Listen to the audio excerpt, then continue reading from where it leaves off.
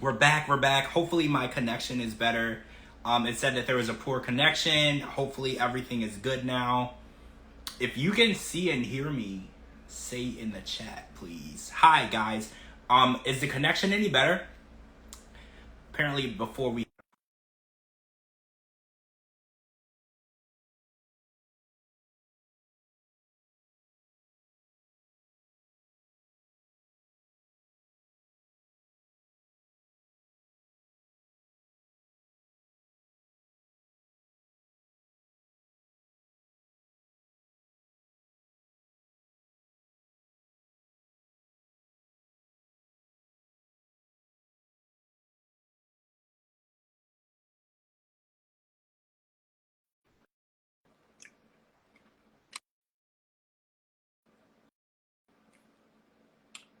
Oh, wait, you guys can't hear me?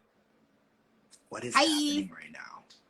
I can see you, but I can't see George. Can Oh you my see George? goodness. Nope, I can't see anything but a circle. There you are. Oh, there it is. But wait, can you hear me? Now, People said in the chat they can't hear me. Yeah. Okay, so you can hear me. Yeah. Okay, perfect. I don't know what's going on. It's crazy what's going on right now. So hopefully we can get through this without any crazy technical issues, because I can't fix it. I'm not like a technical person. So first of all, hello. Hi, Kara and DeeDee. How are you? Good. I'm good. How are you? I'm good. I was good until I turned into a little circle and then no one can hear me. So I was good. But this episode that aired, we finally got Tyree back because, you know, he was gone for 2 weeks. And we found out that he's going to Colorado by way of Denver to meet with Carmela, which is very confusing, right? Were you guys confused by that? Because all of the escort sites said that she was in Bakersfield, California. So now all of a sudden he's going to Colorado to meet who he believes to be the real Carmela. This whole thing is confusing to me because what would she have to do with the person that he was talking to? Because he was sending money to another country. He actually went to, what country was it? I want to say it was Barbados, right? Yeah, Barbados. Yeah, he actually went to Barbados where this person was, where he was sending money.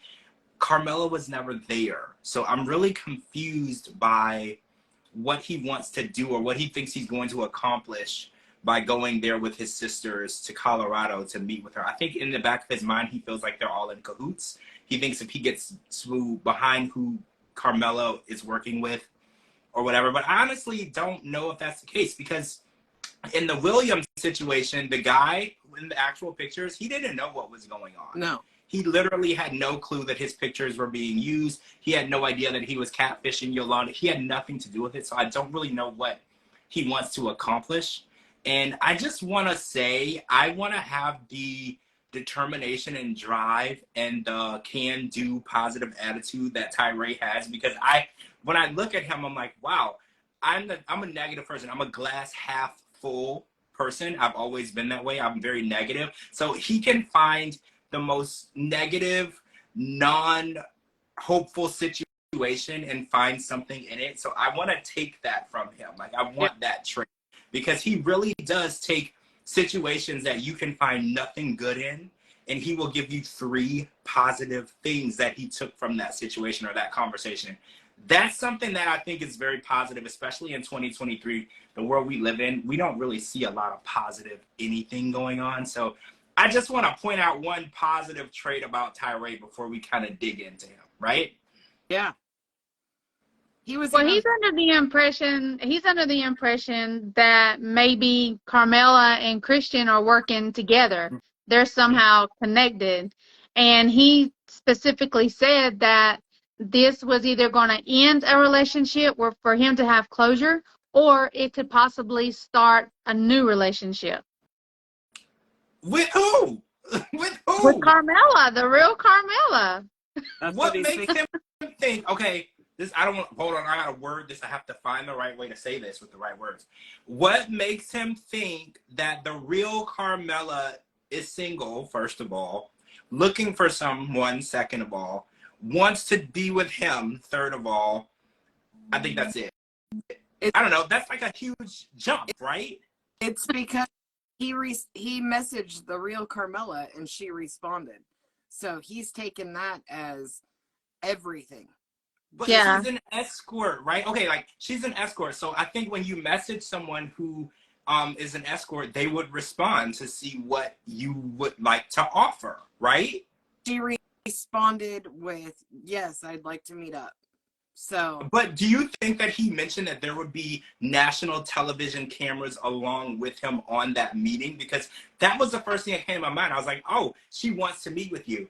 Did you mention that a national television network will be with you recording this? Because if she is a cam girl or whatever, this would, right, exactly, the money, the That's what I was just recognition. going to say. That's probably, if she shows up, then she knows that she's going to be on TV. yep. And that's going to boost her yeah, brand. Exactly. That's going to boost her brand. exactly. As seen on TV. So you could be watching Cam or whatever she does with a girl that you saw on television, not just on national television.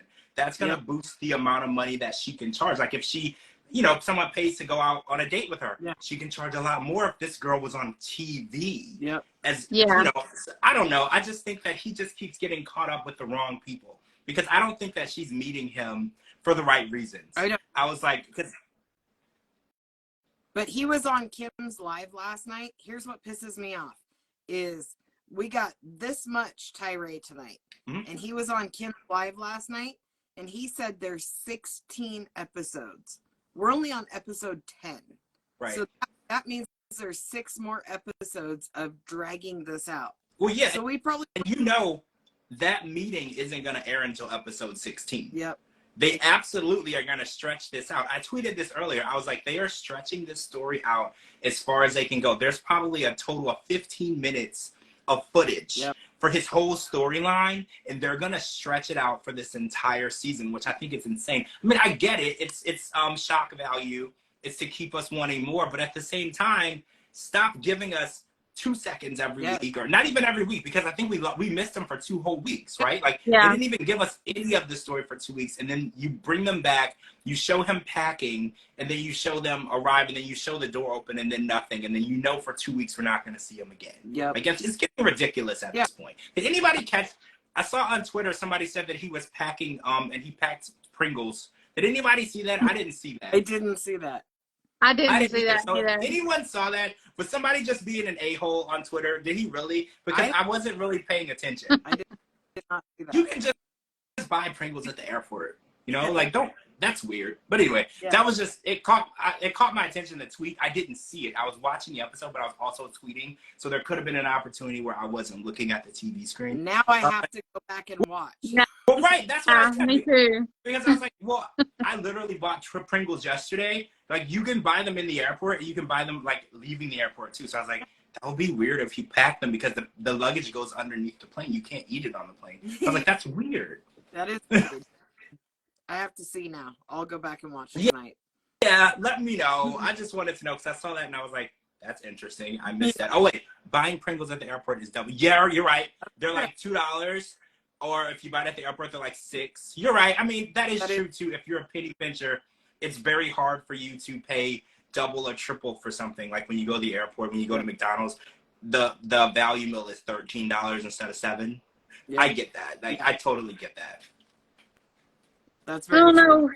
This whole thing with Tyree is like, it's a head scratcher. So, because we were told that she lived within a matter of minutes from him. Yes. Now he's having to fly to another state, as at Colorado, to meet her. So, I mean, is it the real Carmela or? That's what I was saying. I was like, at this point, it could literally be anybody. At this point, I didn't hear that part where it's Colorado. I thought he was flying somewhere else in California. No, Denver, Colorado. No, Colorado. Yeah, Denver, Colorado. Yeah. And I'm like, also, in my defense, I worked 18 hours today, and I am dragging ass. So I might have dozed off during the Pringles and that little speech. I'm just saying. 18 hours on a Sunday? Oh my God, that's crazy. I slept until noon. That's crazy. All right, so Amanda and Razvan are back, and we got a lot with them today, which was good because we don't get a lot. And Amanda's bothered by the fact that Razvan has always wanted to move to the U.S. since he was a little boy. And we kind of revisited this because we visited this first on Love in Paradise with Anna and Matthew. So I want to ask this question again. Is it wrong, or should we hold it against someone who's from a country other than the U.S. that they set a goal as a child that they always wanted to move to the United States? Because, like, say, for instance, when you're 15, you're like, my goal is to go to Harvard, or my goal is to visit London. Is that a negative thing? Is it wrong to set a goal because it's to go to another country? Because she looks at it as, oh, well, you wanted this, and then all of a sudden you happen to meet me, and you happen to be in this situation where I can help you. Like, is it okay to hold that against someone? Two things on that. First of all, he said in the beginning that he had already applied for his visa to visit. So he's not lying. He wanted to come here. Yeah. I think everybody outside of America wants to visit America at least once. It's just the thing. Right. But number two, should he hold it against her that she was talking to him while her husband was dying? Absolutely. That's a red flag. Run. I feel the same way. She said that he kept that from her. No, he didn't, because whenever she first got over there, that was the start of one of their big fights, because he told her that he had already applied for a visa, and that as soon as she came back to the U.S., that he was wanting to come and visit within a couple of weeks after. And she said that was too soon. So how's she going to sit there and say that he never told her? That's a lie, which we all know Amanda's a fat-faced liar. Yep. So, and then second, no, as long as you're doing it, as long as you have goals, everybody wants to come to America. As long as you're not using someone to get over here, as long as you're doing it for the right reasons. But he said it up front. That was the cause of their first big fight, was because he said that he had already applied for the visa, and she got mad. So he did not hide that. That's a lie. Well, but I know this is not what we're talking about, but I have to say, I love the fact that he announced she's on her period to everybody, because that was the best. That was the best. That was embarrassing for her, but how did her excuse for not sleeping with him, which we all know they have, but just totally threw her under the bus. I was cheering him on. That was amazing. That was insane, because I was like, why is that relevant? Because at first I was like, oh, well, it's a pool party. Maybe they're going to wonder why she's not going to swim. You know, I was like, but she wasn't even wearing a swimsuit. Oh, and can we also talk about his friend who was wearing not much of any of a swimsuit? Like, she was gorgeous. She was. And okay, I have a theory, because she doesn't like Amanda, which that's not surprising. Most people don't. But she's very invested in Razvan and his love life and his happiness and everything. And she was like, you need to be careful with him. He's a really good person. Do you guys feel like this girl would be with him if she had the opportunity? Do you feel like that? Absolutely. Yeah. I mean, we've done said that we think that they already had something going on before. I mean, the chemistry between them two, like whenever they were talking before Amanda got over there, we all seen it. They have a really good chemistry. Is that the same friend as in the That's beginning? the same one. Yeah. I was trying to determine if it was her or someone else. But again, I was half asleep, so it's fine. Yeah, it was her. Oh, apparently her name is Diana. Thank you, Donna. Yeah. She was beautiful. And what caught me annoyed with Amanda, well, I mean, everything annoys me, but she was like, oh, well, I'm really jealous, and this girl is wearing like a thong. And I was like, you don't even want him. Yep. Like, every opportunity that you get, you make it extremely like obvious that you don't want him. You don't want him around you. You don't want him around your kids. You don't want him in America. But the second you see a really beautiful girl in a thong who shows a little bit of interest, now all of a sudden you're territorial, right? You're like, oh, right. And she's like, well, I'm in love with him. And I was like, since when? Since this thong showed up? Because like yesterday, you had nothing positive to say about the relationship. You wouldn't even, when you got here, you didn't want to touch him. Now all of a sudden you're in love because there's a girl in a thong who's saying positive things about this guy. Like, I hate that. I really, really hate that. What do you call that? What's the word? Coincidental love, or no, it's a better term than that. But basically, you love the person when you realize somebody else does too, or they could take them from you. Convenience. Yes, that's the word, convenience. She's in love with him conveniently when there's a beautiful girl there showing interest. When she felt that she was the only person that he was pursuing, she treated him like crap. She didn't give a fuck about his feelings. She didn't care about his feelings. She didn't care what she did or said or how she treated him. But now, all of a sudden, conveniently, when there's a beautiful woman who would easily take him and treat him right, she's like, well, we're in love and we are thinking about, moving in and getting. I'm like, girl, lies. That is not what you just don't want him to be happy with her. Yeah. That's the issue. And I don't like people who do that. Like, if you don't want to be with somebody, that's fine, but you can't stand in the way of their happiness. Like, if you don't want to be with him, you don't want to bring him to America, that's fine. Go back home. But if he wants to be with someone else, stop trying to sabotage that for him because you just don't want him, She had her fake laugh through their dinner. Every time he said anything. He makes me laugh. I love that. But any other time, aside from that dinner, that they're alone, she's so rude and nasty to him. She's like repulsed that he's even speaking. She just pisses me off. Well, she does. She was acting like a 2-year-old at dinner. Kept covering her face up like she's, like she's all giggly and stuff. And I mean, what is going on with the girl's hair? Can she not fix her hair? Like, that is a high school, that's how they did it back in the day, like back in high school or something. And then she talks like a little 2-year-old, like she's a little kid, And then is what I really thought was funny is Diana wasn't even around her 2 minutes and could already see right past her BS. Yep. And she called her out on it. I love seeing her get called out because I feel like Razvan, he doesn't want to stand up to her. I don't know if it's just because he's really nice or he doesn't want to be mean, but I enjoyed her lashing out on her because I was like, it's nice to see somebody call her for her bullshit, because all this time she's been in Romania, no one's calling her on her bullshit. And there's so much bullshit. It's like all of this needs to be called out. So I was like, even if it's just like a 10-minute conversation, take her ass over there and call her out and let her see, hey, we can see what you're doing. You want to pretend like you're all innocent and you're the victim and you're this sweet girl. You're an a-hole. And you're treating him horribly, and we can see it. I like that. And DeeDee's you in the face.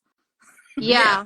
See, that's when I would have punched her in the face. That I sure would have. I would have punched her in the face a couple times. I mean, but you could tell just by by her body language that she doesn't want to be with Razvan. Yep. No. And her friend caught on to it, and and the other friends that were there, I'm pretty sure they caught on to it too. The eyes don't lie. Yep. When you're looking at someone that you're supposedly in love with, your eyes don't look like that you can see right through them. Like if looks could kill, Razvan would have fell over dead. Yep. I love how you said your eyes show that you're a toxic person. Yeah. I was like, yes, exactly that. She does. The looks that she gives him, it's the looks of disgust and anger and hate. And it's like, I don't want nobody who looks that way at me or even around me, let alone be in a relationship with me. I don't want anyone around me who looks like that. That was so spot on, though, because there are a lot of toxic relationships on the show, as we all know. But I feel like this is a toxic relationship. I don't feel like he's toxic. I feel like everything about her is toxic. And when she said, your eyes show that you're a toxic person, I was like, yeah, exactly what she just said. She tramples all over him. Yeah. I think that's my issue. She walks all over him, and she knows that she knew it. Oh, did you guys notice that when they were sitting down talking together, Razvan had a plate in front of him, and it had one piece of celery on it? I didn't notice that either. I saw it, and I was like, and then he wasn't even eating the celery. So I'm going to say this, Razvan, you can eat. Like, because, I was like, this is ridiculous, the fact that he had one piece of celery on the plate, and then he didn't eat the celery. I was like, there's so much food at this party. My fat behind. First thing I noticed was the food. And I was like, oh my God, look at all this food. It looks so good. And then they go sit at the table Amanda has no food because obviously she sees this girl in a thong and she's like, well, there's no chance I'm going to eat in front of her. So, and then I see Razvan, he's sitting there with like literally one piece of celery on his plate and never touched it. And I'm like, y'all are ridiculous. I would have had 3 plates in front of me. Y'all are too much. I have to go back and watch the whole episode. Yeah, you got it. I mean, it's funny. There was a lot of things that I caught that were so funny. Yeah, it was crazy. It was crazy tonight with Amanda and Razvan. So yeah, I wish, Kara, I wish that me and you could be on the tell-all. I really do. George, you too. Me too. George will have to bail us out. Yep. Well, yeah George would have to bail me and you out, Kara. You know we'd go to jail. 100%. I think he'd be ready though.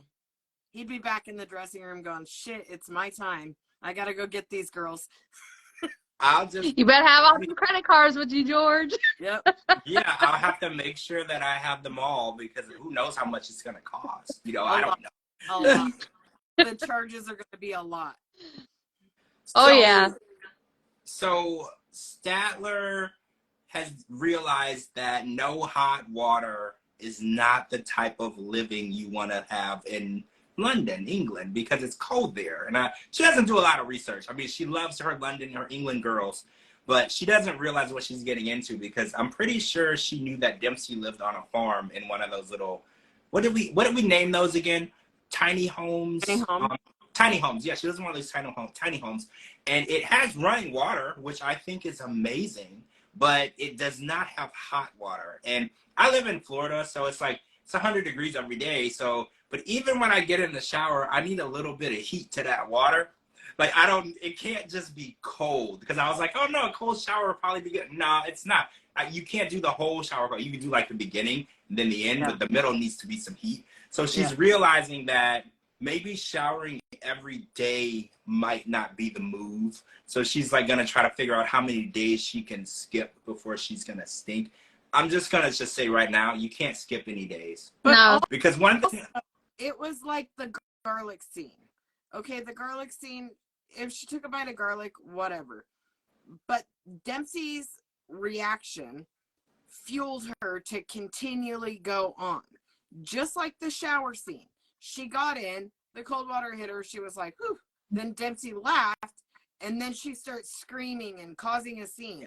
Like, she thrives on that attention. Yeah. So I do believe that. If it was that cold. So I want to talk about the Valentine's Day. Well, there's a lot, but we're going to get to the dad part too. But she wants to make Valentine's Day special because she has a big question. She needs to pop up on Dempsey because in less than a month, her lease is going to be up. And she's trying to move to London to be with her. And she said the comment, she's like, I'm normally single on Valentine's Day. And the first thing I thought was, of course you are. Frat guys are always single on Valentine's Day. That's a very expensive holiday. So you always break up with the people first. And then after Valentine's Day, you get a new person. So I was like, of course you would say something like that. But she's like going out buying roses and doing a scavenger hunt. And she's trying to make everything special. And she said in the car, I don't know if you noticed, she was like, oh, when you're in love. And Dempsey did not reciprocate. You know, she didn't say, oh, yeah, I love you too. She was just like, what did you say? Huh? Like, so I can tell that Dempsey's kind of bothered by how fast Statler takes things. And she's looking at the pattern, you know, the pattern of she ends up single because she rushes into these relationships. She makes, you know, half-assed decisions. She doesn't think things through. She's ready to jump in the bed with someone. She's ready to move into the house with someone.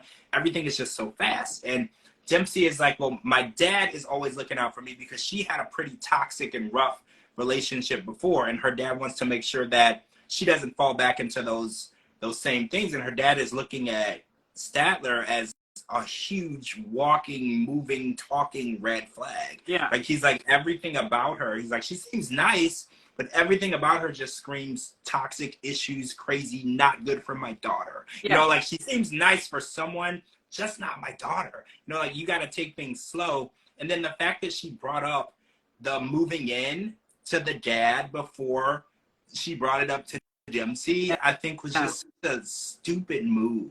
Like, you want to make a good impression, which if you're Statler, it's probably not going to happen.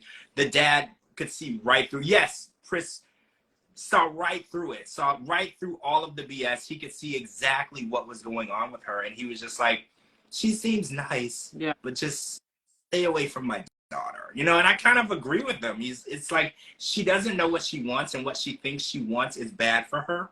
And that's why she ends up in these situations. And she ends up getting hurt and hurting other people in the process by not thinking things through and not thinking with her brain. She's thinking with something else. Yeah. There was so much bullshit in this episode that I can't even. So she obviously has to Uber everywhere, right? She doesn't have a car. Yeah. She tells Dempsey, I have to go to the store to get some things. So if she didn't come back with something that she needed, it would be very obvious that she had 300 roses, 500 candles, and, you know, all of her shit hidden underneath her coat. Like, and a gigantic basket under her coat in a tiny home. Yeah. For crying out loud. Like, Dempsey doesn't know that that's there. Also, eating dinner with the dad, and she's like, okay, I'm going to go to the bathroom. She literally takes the bag of to-go food with her. Why are you taking my food to the bathroom? Yeah, I see that now. I was so irritated with that. I don't know how I didn't get the celery and Pringles. I was looking at everything else. There was a lot of like hidden things in the episode that I noticed tonight. There's a lot of things that were like in the background. You just have to notice. They didn't say, but you have to notice. I did see that. And it's like, I don't believe that all of the stuff that she did to try to, you know, make the Valentine's Day nice, it's going to change the fact that she's asking this girl to move in with her after a week of knowing her. It's not going to change the fact that that's literally insane, crazy, and a horrible idea. You know, they are taking well to each other. You know, when they first met, I was a little worried that they weren't even going to, like, get along. But they are taking well to each other. But a week, this is just asking for a disaster. Moving in with somebody after a year is risky. Wait. Because Portuguese Princess says, can you not get marshmallows in England? Where do you find s'mores in England? Wait, do they not sell them there? I don't know. Now I have to look. She got them from somewhere. Yeah, and she had the really big marshmallows too, like the really big ones. Also question, why did she put them on the ground? I know. I have so many questions. Like, this whole episode just had me like wondering what is going on. She put the marshmallows like literally on the ground, not even on like a plate, and then like left and walked away. And I was like, so there's gonna be ants on them, right? Like, I didn't understand any of it. I was really trying to be open-minded, but guys, I didn't understand anything what was going on. So this says stores sometimes offer tiny marshmallows used for baking or hot chocolate. But if you want large marshmallows, like the kind you use for s'mores, also a very American treat, you'll usually have more luck in the American section. Oh, but there's an American section, right? Like, you can still buy. I guess. But she sounds like she packed them. Oh, she packed. I don't know. I mean, Probably. I didn't realize that. Oh yeah, Portuguese Princess says I never saw marshmallows when I traveled there. So I guess it's not as common as it is here. It's very, very common here. There's always, when I go to the Walmart, there's like a what do you call it? A pallet taller than me full of marshmallows. Like, they're literally there. Like, they're not gonna run out. They're literally there. They have s'mores marshmallows. Did you see that? Yes, I've had them. With chocolate in the middle, with graham cracker on the outside. That's genius. I know. I've had them. They're good. You gotta pace yourself. I've eaten half the bag before, so you gotta pace yourself with that. You don't want to be like sick, but they are so good. But yeah, I think that this situation is gonna topple over. You know, I don't see Dempsey saying, "Yeah, come move in with me," after like a week of us being, you know, in person. Like, I don't see it. I feel like Dempsey has a little more sense in her head, and I just feel like this whole relationship is very misbalanced. It's unbalanced. Like, I feel like Statler is not the right match for Dempsey. I feel like Dempsey is very calm, laid back, hardworking, and Statler is let's go to the bar and drink and act crazy and get loud, and I don't know. I just don't see them meshing well. But again, opposites attract, right? So I can't say that they're going to live together and make this work based on the little bit that they know each other. Also, me, or does Dempsey look like Cameron Diaz to anybody else? No, she does. There's a picture that's been floating around. It's Cameron Diaz and another actress, and they both look like Dempsey and Statler. There's a picture floating around. I haven't seen that yet, but there was a facial expression she made today, and she had her hair, is kind of flipped out on the end, and she turned her face, and I was like, holy shit, she looks just like Cameron Diaz in I can't even think of the movie, but she looked just like her. Yeah, I saw it too. Yeah, she's very pretty. She's very pretty. I think that, Statler's pretty too. Like, I'm not gonna hate. Like, they're both very beautiful women. I'm not even gonna go there. They're beautiful. I just feel like Statler is more of a serial dater than a settled down kind of girl. Well, she's clingy. Yeah. She is so clingy, and her dad, Dempsey's dad, caught that. She's clingy. She moves too fast. She even told her dad, Dempsey's dad, like the situation with her ex, that her ex dumped her because she was wanting to move too fast. Yeah. That she flew out there and was wanting to move in already. And then with Dempsey's dad telling Dempsey not to move fast and not to let Statler force her into a situation, that right there is enough for Dempsey to be like, wait a minute, she's moving way too fast. Yeah. But she is too clingy, clingy. And I think that's what scares the women away. She's too clingy, too fast, and she wants to, but she says she wants to settle down, but she's also cheated before. Yeah. So it's like, she always talks about sex. She can't have a conversation without talking about sex. Yep. She can't be serious. All she talks about. Yeah. So speaking of sex, let's talk about a couple who's not doing that. I want to talk about Nicola and Misha, because we got them tonight. And what do you guys think of Misha feeling that Nicola isn't really willing to change for her?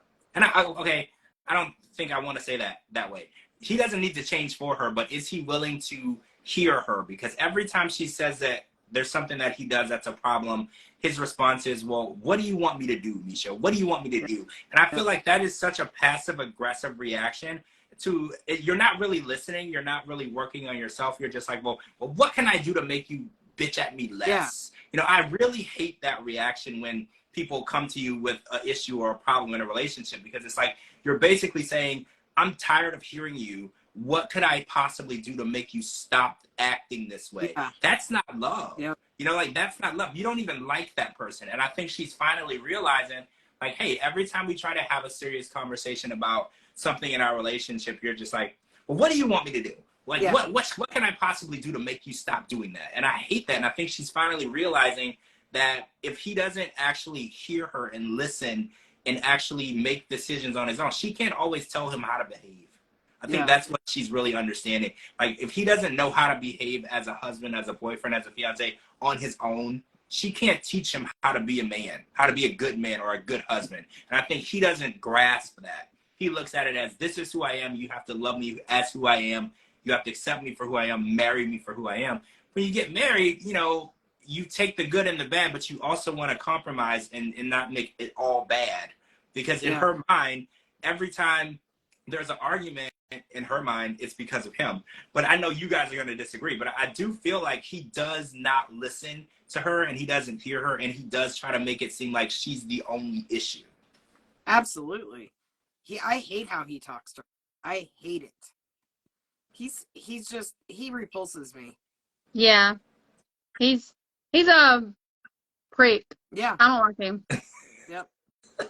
Do you think it's because he has a small amount of experience having a girlfriend, or do you think he's just born bred douchebag? Like, I don't know which one it is. I think he's born bred douchebag. Really? Me too. Yeah, he plays the godly man too much. Yep. He's playing that card way too much. Yeah. And people who play the godly card too much, they are full of, you know what? Absolutely. They're Yeah. full of BS because they ain't nobody. Nobody is perfect. Nobody. No. And for you to walk around and especially try to be on national TV and act like you're this high and mighty, perfect, godly person, we all know that's a lie. Yeah. You're acting the way you're acting because you're a total prick. Yep. Yeah. I don't like the way he makes her feel inadequate. And it's just weird to me because it's like she's very beautiful, she's successful. She doesn't really need to put up with that type of treatment or behavior. So it's like I'm trying to follow why she won't throw in the towel, I guess. Because that's what I was thinking tonight.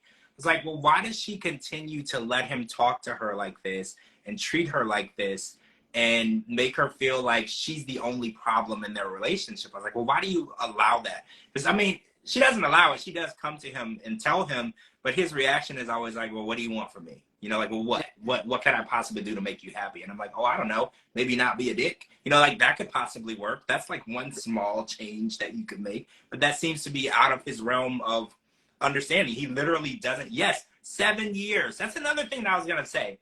7 years with someone and you literally don't know anything about them. Because a lot of people on Twitter were like, well, what were they talking about for 7 years? And I guess religion? That seems to be the only thing that they really see eye to eye on is their faith. And it's like in 7 years, they should have had so many conversations of non-religious conversation of what do you like? What do you do? She didn't realize he wouldn't go dancing. They never had that conversation. It's like, how do you spend so much time talking to someone, talking about nothing? Yep. I don't know. Their whole relationship is, I don't know. I don't know what to say about their relationship. I don't think it's a relationship. I don't feel like they have enough in common to classify this as a relationship. They might be friends, like they're like religious pen pals, is what I would kind of label it. Exactly. They're not having sex. They barely get along. They barely have like any conversation that doesn't lead to her crying. It's like, I just feel like they're just basically religious pen pals. That's all that I can really get from what I'm looking at. Yeah, I agree. Yeah, Portuguese Princess, they were in the Mall of America at the food court. That's where that picture was. And a lot of people were surprised, but I wasn't. I mean, I feel like Misha is more in love with the idea of him than him. So I feel like the fact that they would still be together is because she's in love with the idea of being with a man of such strong faith. It doesn't really matter who he is or if he's a good guy. I think she's just in love with the idea of being with someone who has more knowledge of her faith. You know how a lot of people look up to the preacher or the minister at their church? Yeah. I feel like that's kind of how she looks at him. Like he's someone of high faith that she could learn from. And it's not really about a relationship or being in love. Yeah. I don't know what I did, but I got rid of all the comments, so I can't even respond. Oh. Just so you know. I don't know how to fix that on your phone, though. I'm not sure. I don't know how to fix that. I did something. I was talking about the marshmallows, and I lost all the comments after that. Oh, no. Okay. Well, DeeDee and me will try to read them out. No, if we... You're fine. I'll just guess. Okay, so... I love this game. All right, so I want to talk about Cleo and Christian because we got some information, mixed information at that. So Cleo said that they were intimate. They had a very good love session that night. And then Cleo was really happy and felt like they had connected and they were taking things to the next level. But Christian told the producer the next morning that they did not have sex and they did a base or two, but there was no home run. And Cleo felt like, I don't know, well, I'm gonna tell you how I felt. I felt like he had sex with her, and I felt like this was a frat move. You know how frat boys, they'll have sex with a girl, and then they'll pretend like they didn't talk to that girl? Yep. Like, they'll act like they don't know that girl. Like, I felt like that's what he did. I was like, I don't like that at all. Like, you did it, and then when someone asked you about it, you denied it. That is so messed up. Like, if you don't want to be intimate with her, don't be. Nobody's forcing you to do nothing. But the fact that you did it, led her on, and then woke not even 24 hours later, acted like nothing ever happened, that's harsh. Like, that is so harsh. It's so bad. But I've said since the beginning, before the season ends, we are going to see Christian hurt Cleo in some way. and we saw exactly that. I knew it was coming. I just didn't know if he was gonna reject her completely. Like, I didn't know what was gonna happen, but I knew he's capable and is and did hurt her, and I knew it. So he did exactly what you said. His trial period. I'm Yep. gonna test this out and see if it's anything I'm interested in. It wasn't. So, well, he also had a couple of bottles of wine, he said. So he got a little tuned up. He did something he wishes he wouldn't have, which led her on. And now he's embarrassed and ashamed, which is bullshit. But now it's out. And he even said to her, "You didn't tell the princess or the producers, right?" And she's like, "Yeah, well, we weren't going to do that." No, that's not what was said. Well, so you're on a TV show, they're filming your relationship. The producers were going to know what happened because they're probably sleeping in the room next door, okay? Like, I'm so annoyed with his just lack of emotion and empathy just as a human being. Like, I'm not even getting into, like, dating a trans woman. That's irrelevant. Just his lack of empathy and emotion as a human being. He just doesn't care of how his actions and what he does affects other people. And I knew it. I just knew. I was like, he is not okay with being with a trans woman. It's something that is maybe taboo to him. And he was like, oh, I would try that. I would try that. He tried it. He didn't like it. And now he's going to reject her. And he's going to make her feel like shit. And I'm so over it. I'm over that type of irresponsible, wrong, terrible, nasty behavior in men. And women do it too. I'm not going to just say in men. There's people who treat people that way in all aspects of it. But this is, I saw it when I first saw him, and I saw him at that costume party, the way he was, I just knew where we were going to end up, and look, here we are. Yes. I mean, he's been saying from the beginning that he didn't know how he was going to feel to be with a trans woman. Now he finally got what he wanted, and apparently he didn't like it. So now he's trying to, because he didn't like it or it didn't go the way he wanted to, now he's trying to make it look like nothing happened. Like, how is he going to play with her feelings? You know, I don't care if, you know, what kind of a person you are. If you're a man, a woman, transgender, whatever, you have no right to play with anyone's feelings, especially when you do something like that and on national TV and then deny it. I know. See, Seriously? if you want to try something, because I'm going to put this out there, like sexually or whatever, there are apps out there. You can just go find somebody and you can try that sexual thing with somebody or whatever. Don't pretend to be in a relationship and build a relationship and fly across the damn ocean and make somebody think that there's more to it than you just trying it out. Because that's what he wanted to do. He's like, I don't know, I've never done it. It might be interesting to try it. And then he tried, he didn't like it. That's fine. There are apps out there, dating apps or hookup apps. I think they call them hookup apps. You can literally just go hook up with somebody. You don't have to be in love with them. You don't have to fly across the world. They might be 25 minutes from your house. And you can try whatever you want to try. It's so wrong to lead people on and play with people's emotions and then hurt people and then leave this whole disaster of BS when you get back on the plane and leave, you know? And you don't have to tell anybody about it. That is so wrong how he messed with her feelings like that. I mean, that is so wrong. That is so wrong. I don't even know.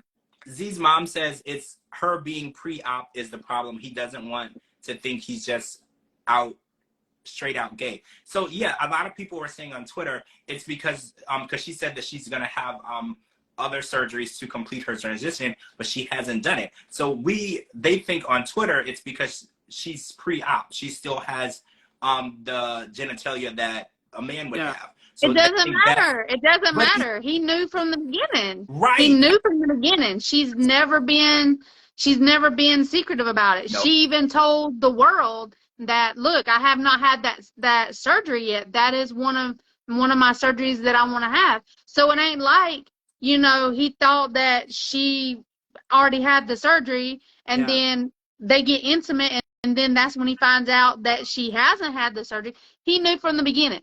Oh yeah. She didn't lie or leak on one time. But she was so honest with everything. And she even said to him before he got on that plane, he was like, do you think you're going to be okay with the pressure of, because she's like, being with me, being intimate with me is one thing, but it's the pressure of the outside world that could be something you can't handle. And she made that so clear to him. She was like, you can think you're strong, you can think that you're okay with your sexuality.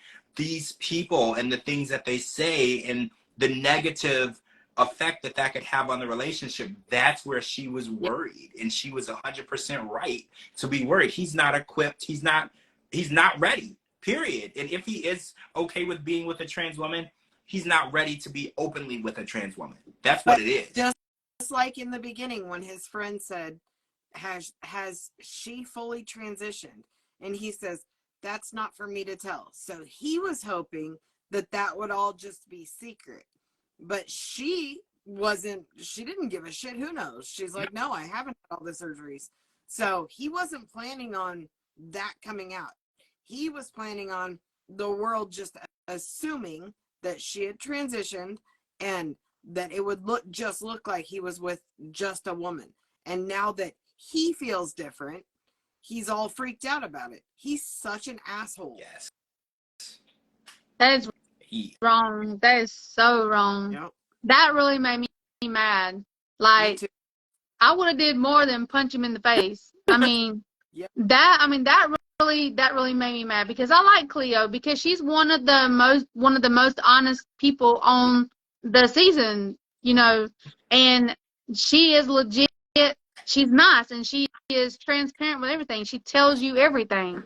She's not hiding anything. So for him to fly over there and act like he's madly in love with her and be intimate with her, and just because she hasn't had the proper, well, not proper, I'm not going to say that, that's the wrong word to use, because she hasn't had the other surgery to have the sex he wants to make him feel like he's with a woman, he's going to be embarrassed of her. Yep. That right there, that makes me mad. That makes me mad. It's so insensitive. It's so wrong. And Donna says, I hope the internet drags him for this. They already have. I was on Twitter earlier, and they're dragging him and Amanda. Yeah. So Amanda and Christian are getting dragged a lot. Like, the internet is destroying them, and it is pretty fair. I don't want to say fair, but like, I'm not for bullying, but they are doing some despicable things to people. And that can't always just go unnoticed. You know, like, I feel like sometimes you have to call people out. And I feel like, call Christian out. Like, if y'all want to call him out, what he did was wrong. He made her feel like she wasn't good enough. And I don't care if you're a woman, man, trans, whatever. No one should ever feel like they're not good enough. No one should ever feel that way. And he did that. And he has little to no remorse. Yeah. And I think that's what bothers me the most. Even if he said what he said and then realized it was hurtful and then apologized. No, he didn't do that. He said what he said and he has no remorse. That's my issue. Yeah. He's such a prick. I don't like him. I'd have punched. Oh, so I want to say tonight's episode started off pretty strong.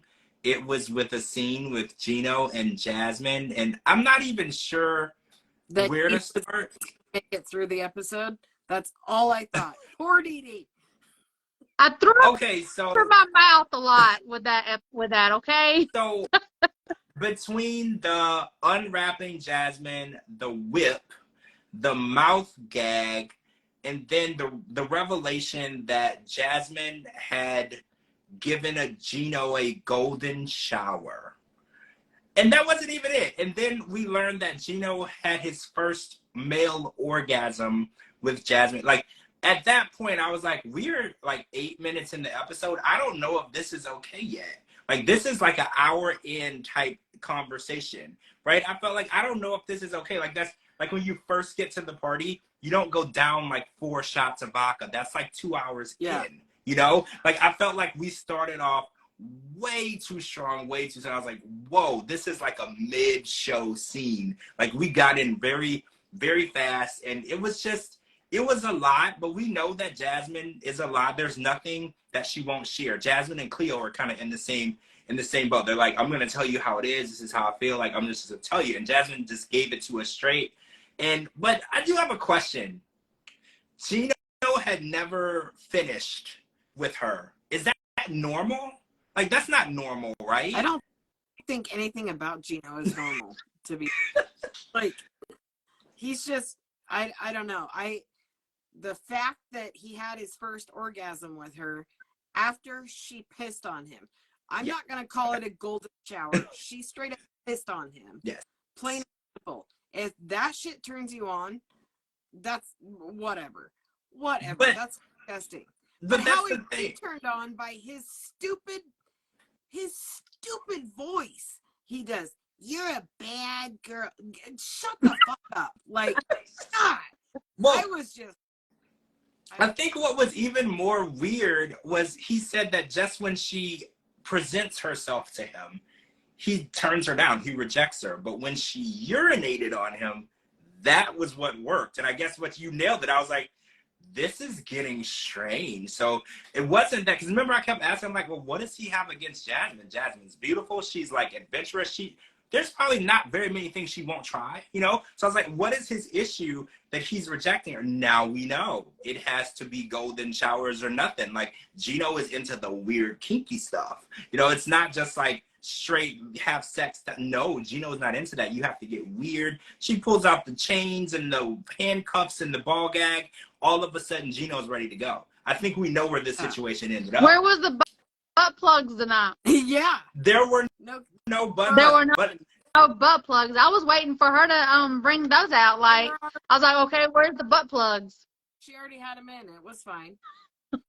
I kind of think that's probably true. Probably. Yes, Donna, I agree with you. This is no more a family show. I think 90 Day kind of stopped being a family show like a few years back. Yep. But there was a point in time where you could watch this with your family. Yeah. Like, if my mom or family was in the room with me, I would be so mortified. I could not watch this with my family. Like, this, it has really gotten, like, in the last few years, really risque, right? Like, there is a point in time in the Jasmine scene where I thought I saw parts of her body that I thought I wasn't allowed to see on TV. I was like, this is really getting risque for me. Like, whoa. Yeah, I walking around with thongs and your butt hanging out. Yeah. I always thought Jasmine was beautiful. But let me tell you, after tonight, well, after this season, it's like, I can't say she's not beautiful, but she's a lot less attractive to me. Really? She was just like the way she's trying to be sexy. There was nothing about the way she was rolling around like a fish out of water. Like, none of that. And the way he was talking, I was just like, these people aren't even real. But then I can't get out of my head that this shit is happening with like 4 camera guys around him. Yeah. You know? I mean, that's not even, and the giggling and stuff. I don't care what's happening. If we're having sex and you're giggling, dude, I'm done. Like, there was way too much laughing and giggling for me too. Because I was just like, this giggling is just weird. I don't know if you guys are watching 90 Day UK, but Jose, the way that he giggles, he's with Louise, it's like so weird to me. It reminded me of the same thing. I was like, that is like a nervous, weird giggle. So when they're trying to be like intimate and you hear that, it's really odd to me because it makes me feel like you feel uncomfortable. You know? Even their kissing funny and staged. Like, none of it looks normal. I don't know if she's as attracted to Gino as she leads on. No. She's not. She's not. We all know she's not. The way that she giggles nervously when they try to be intimate, that makes me feel like she feels uncomfortable, right? Because that's an uncomfortable thing that you do. When you're in a situation where you don't feel comfortable, you usually start laughing nervously. Yeah. You know, and that's what she does. And I was like, she makes it seem like, she's like, oh, I'll rub any part of you. I'll give you a massage or whatever. But when it comes down to doing it, she looks like she doesn't want to be in that room. I get that vibe, right? Yeah, but I mean, how do you just piss on somebody?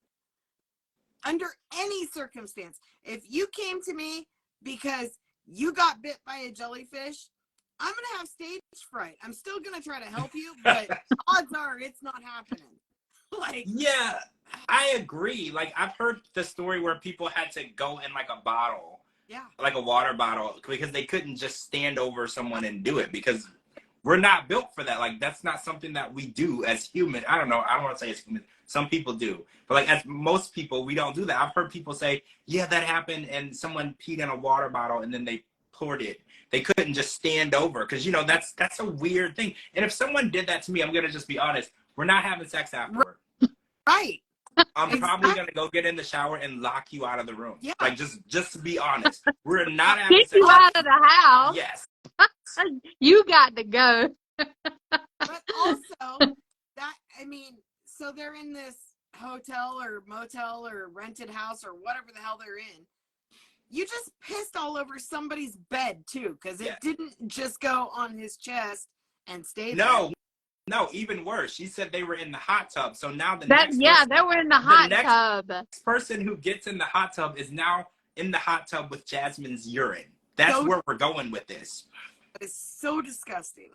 That's why Airbnbs are super dangerous, right? Because you don't really know what people were doing or what freaky stuff that they did in that hot tub or that pool. Yep. That's why it's like, I don't know. Like, when people go to hotels and stuff, I kind of get, remember Dr. April Carter from Love in Paris? I kind of get her with her little Clorox wipes and everything. I was like, you don't know who was pissing on who in here. You know, you got to wipe this down. That's very true. It's disgusting. Pour a lot of bleaching is all I can say. Yep. I mean, I don't know.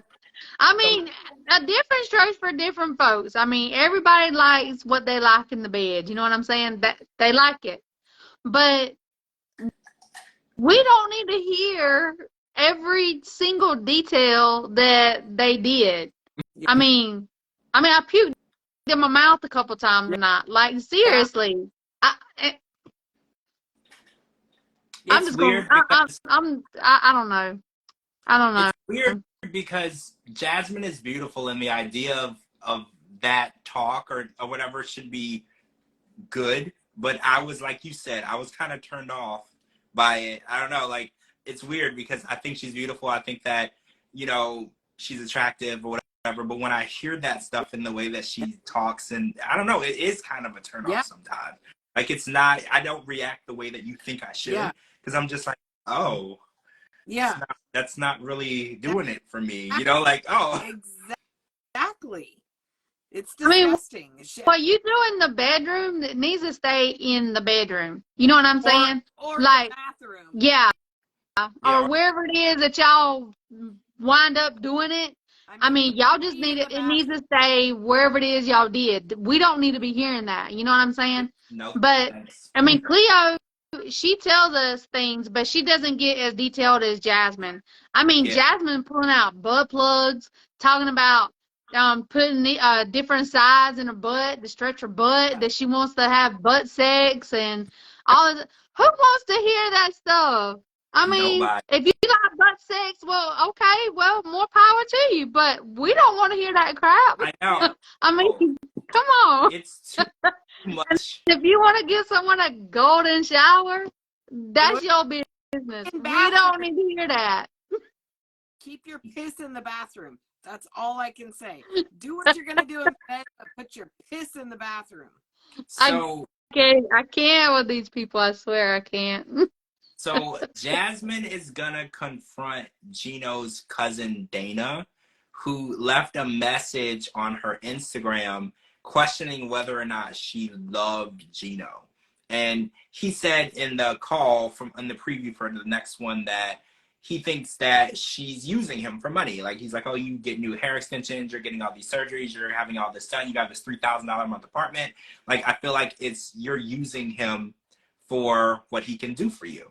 And I want to hear her response, right? Like, I definitely want to hear how you respond to that, because it does look and appear that she is getting everything that she wants out of this relationship. She decided there would be no prenup. There was no prenup. She decided she wanted to stay in a $3,000 a month apartment, there was a $3,000 a month apartment with no potato peeler in it. Like, she's getting whatever she wants. So I'm really interested in knowing how she's going to react to being called out, because honestly, he's just calling out what he sees.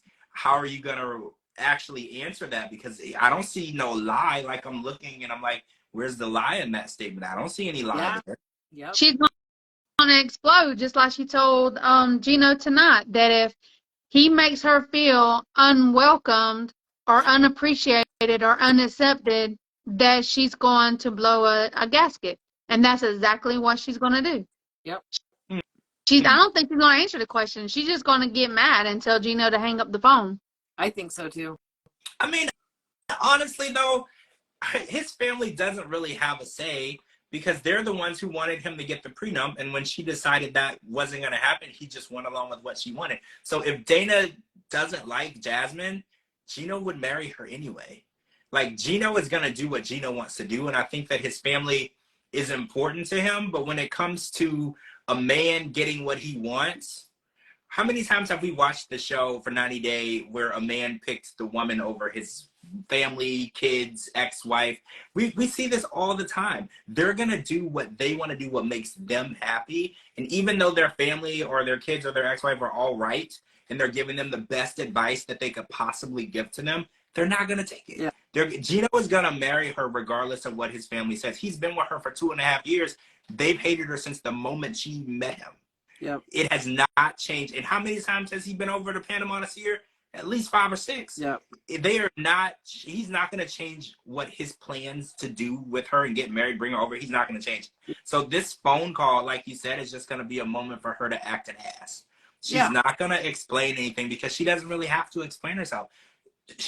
No matter what she's given him this season, they're still fine. She recently said that she was probably cheating on him, and she's been having conversations behind his back. She's literally let all this out. And what did they do? They went on a trip together and had sex.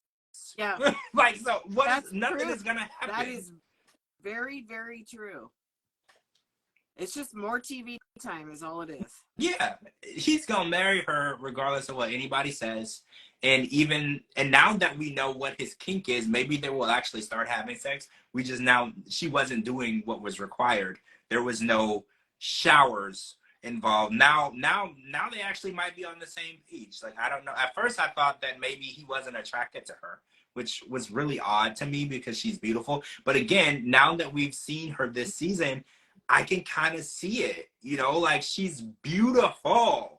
But the way that she talks and does things sometimes, it's not doing it for me. Yeah. So I might be able to understand that a little more now. Absolutely. I don't know. They traumatized me tonight. They really did. This episode was too much for them too. Between Razvan just announcing to everyone about Amanda's period, to Jasmine and Gino and whipping and their little voices, it was just a lot. Because I was like, guys, I can't imagine like sitting next to somebody because I usually watch the show with people. Like, sometimes I don't want to watch the show with people anymore because I would be so embarrassed and mortified. It depends on who I'm watching it with. I just can't be like, can you imagine if you were just like at a public place, like at a restaurant, 90 Day was on and you're watching it with all these strangers? I'd be kind of embarrassed. Like, because I saw this parody video, and it was a guy on an airplane and he was watching a show and there was a sex scene on the show and everyone on the plane was like, oh my God, he's watching a pornography on the plane. And I was like, if I was watching this episode on a plane, they would probably kick me off the plane. That's how graphic it got. And I was like, I would literally be watching a normal rated TV 14 show or whatever. They would kick me off the plane because that's how insanely explicit this episode was tonight. And now I have to go back and rewatch it just so I can see the celery and the Pringles. I'm so sad. I didn't see the Pringles. I saw tweets about it, but I did see the celery. Like, when they're talking at the table, the three of them, you can see Razvan's plate. There's one piece of celery on the plate, and he doesn't even eat it. He doesn't even touch it. And I was like, abs are great, but I'm going to have some food. I'm going to have some food. I'm not going to eat everything there, but I'm going to have some food. Yeah. I don't know. Tonight was a lot. And we didn't have any David and Sheila tonight. Yeah, we didn't, and it seems like there's issues with money now. In the preview, it said that the interpreter said that she's expecting him to have money to give her, and it's weird because he said that she wasn't really requesting a lot of money. Yeah. So I'm assuming now all of a sudden there's like a request for money sent while he's there. I don't know. We have to watch and see, because I was confused by that, because he said the first thing that he said was, in the years they've been talking, he has been sent less than $2,000. So the fact that she thinks that he has all this money and he's going to give her all this money is weird, because we both know, or all three of us know, he works 2 jobs, and you know, it's still hard. In America, I think people have this weird myth that in America you can have 1 job and you live in this 10-bedroom house and you have like a Range Rover and everything is just great and you only work 2 hours a week. Yeah. Where do people get that? Is it from movies? Like, where do people get that? It's gotta be from movies, because I mean, I work 4 jobs. Cara, you work what, 3-4 jobs? Yep. So I mean, I don't know how many you work, George. About 3-4 jobs. I mean, so I don't know where they get that from. I don't know. You don't work in America, you don't eat.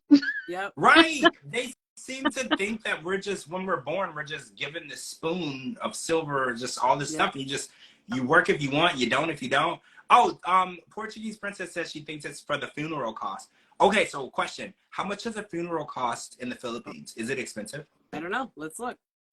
Because I feel like if he gave her like $500 US, that would probably be more than enough for a funeral, right?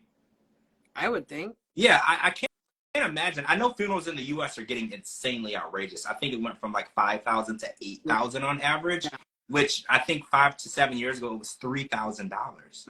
So it is getting pretty insane.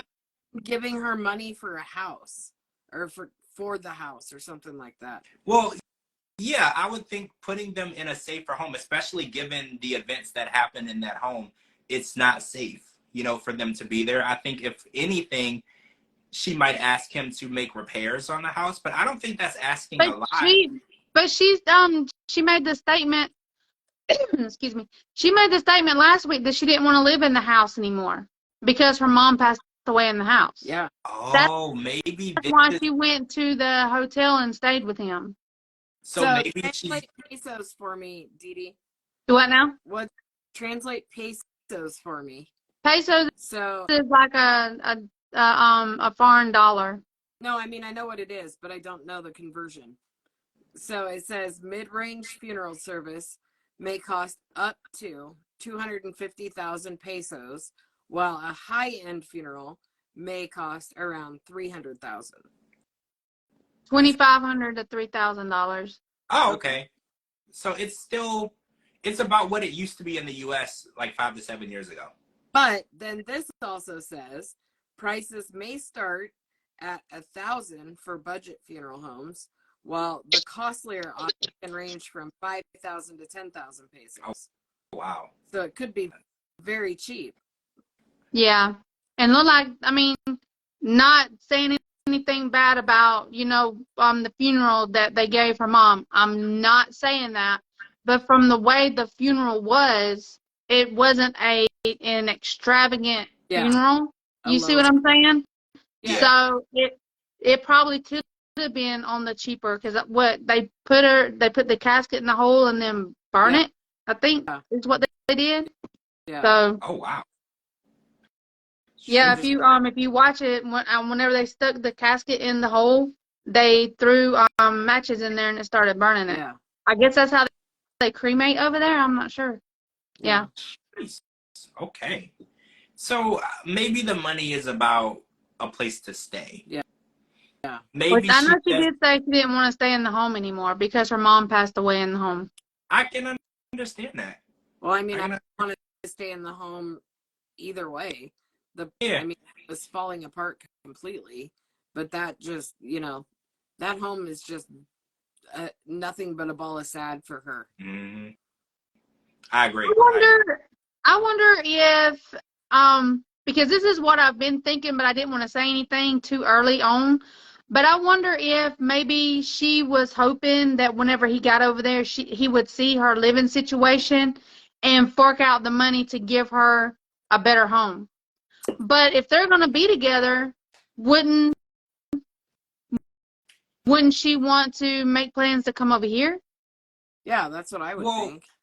Yeah, I mean, maybe somewhere for her dad and son to stay, because I think that once she comes over, it'll be a period of time before her son can come over, right? So maybe she's trying to make sure that there's somewhere for them to stay during that transition period. I don't know. We're gonna have to watch and see, because I thought things were going really good for them. So when I saw those scenes and the way David reacted to the interpreter about the money situation, I was kind of shocked. I was surprised, because I thought that of all the cast people that we've seen on the different seasons, she's the least, you know, that seems to be demanding of money and using someone. Like, she literally doesn't ask for much, you know? So when I saw that he felt like she was using him for money, or expecting so much money, I was like, well, when did that start? Because so far, since when he got there, she didn't ask for anything. Like, literally. So, hey, Jamie. I'm thinking that I don't know. I now I got a red flag after watching that. I've got red flags about her now. So well, we also speculated that she might be pregnant. Maybe the money, asking for money, might have to do with the pregnancy, because she would have to go see a doctor, you know, for that period of time. So maybe she's asking for money for that. So we have to just wait and see. I don't want to make any assumptions about her yet, because I really like her, right? I felt like she seemed like a good person, and she went through such a heartbreaking loss. So I don't want to make like any negative assumptions. Hopefully it's not what we think, you know? Yeah. Hopefully. hey, Jamie. I don't know. I hope my suspicions of her is wrong, but I don't know. I had a big red flag go up tonight. Yeah. Yeah. So tonight's episode was a lot. But yeah, we're gonna come back tomorrow and talk about The Other Way. I think we're finally meeting the next couple tomorrow, if I saw correctly on the previews this week. So we're gonna talk about that. We're gonna talk about Brandon and Mary, and who else? Help me out here. All of the goods. All the goods. Yeah, all the goods. We're gonna talk about The Other Way. I'm really excited for this season. And then not tomorrow, but the following Monday, we're jumping into Last Resort. Well, we're gonna talk about Last Resort. So I'm really excited about that, because there's been some drama. So I just want to address this real quick. There was a video of Angela and Dr. Jen, and they got violent. And I don't know what the full story is. I just saw the video, but I did see that Angela posted with her the same day. So I'm going to go ahead and say that the video was filmed at like 4 in the morning. Yeah. So I'm going to go ahead and say that there's probably alcohol involved, and I'm going to go ahead and say they're probably still friends, right? And that's kind of what I got out of it. Probably. But tomorrow with Angela, there's no problem. There's no telling with Angela, to be honest. No. Oh yeah. But tomorrow, Brandon finds out the truth. What Mary was doing, unplugging the internet and cutting her phone off. Her friends call her out. So I gotta see how. Peanut butter and jelly, right? Pudding and jello. Pudding and jello. Pudding and jello. Yeah. See, look at Pudding and Jello just throwing people under the bus. Yep.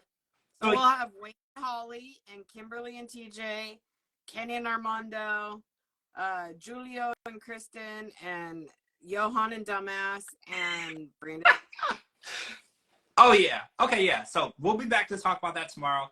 Thanks for sticking with us. We had some technical difficulties earlier. Hopefully we didn't experience too many now. But thanks for sticking with us, guys. Thank you to my co-hosts, Kara and DeeDee. Make sure you're following them both. They're tagged in this video.